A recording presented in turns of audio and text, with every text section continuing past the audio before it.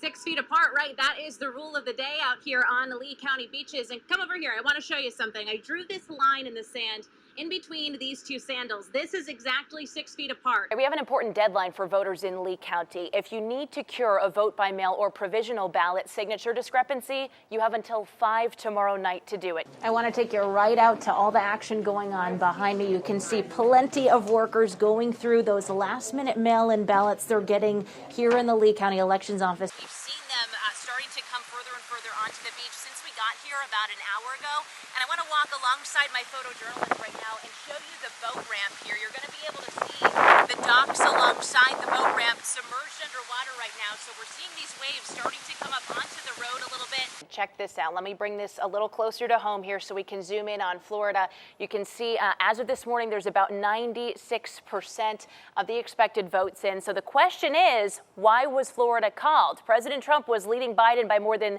375,000 votes. You can see right here that was as of 12:30 this morning.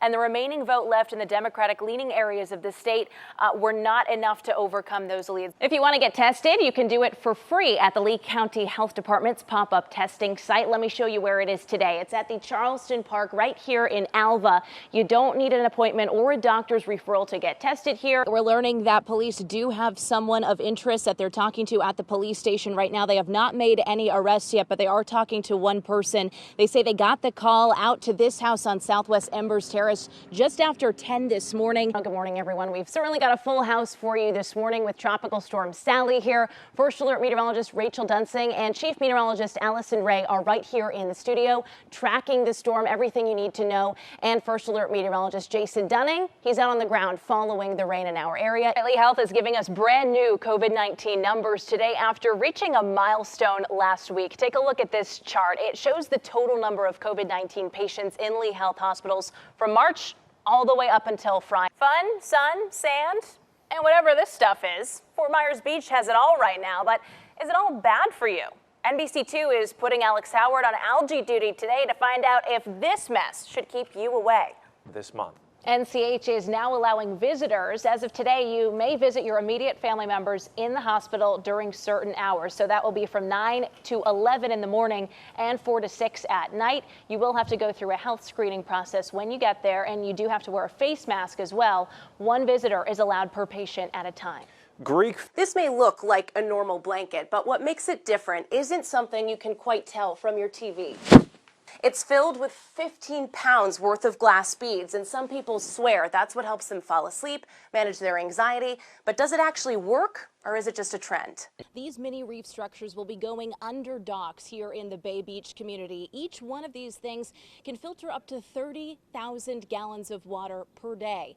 The company wants to see as many of these as possible going into our Southwest Florida waters to really make a difference in its quality. We're all here for the water, one reason or another. Usually, that reason on these docks is to enjoy the water. Today, that reason is to help it.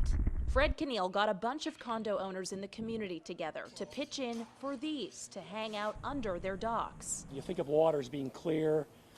This is kind of a murky green. To help with that, they've enlisted David Wolf and his sons. They install these artificial mini reefs. The structures copy what mangroves do for aquatic life. They create the same ecosystem, the same animals living in there, but they use the wasted space underneath docks where currently not much is going on. There are more than 70 going in here right now. All these units in here together are going to help a little over 770 million gallons of water during the next year be filtered. FGCU Water School Director Greg Tolley has worked on projects with similar goals in the past.